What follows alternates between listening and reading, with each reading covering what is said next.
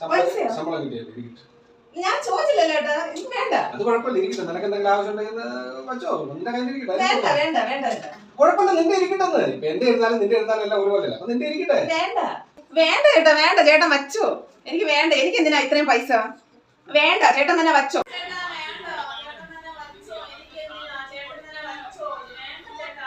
എന്തിനാ ചേട്ടൻ തന്നെ വച്ചോ. വേണ്ട വേണ്ട. പ്രിൻസി പ്രിൻസി പ്രിൻസി പ്രിൻസി പ്രിൻസി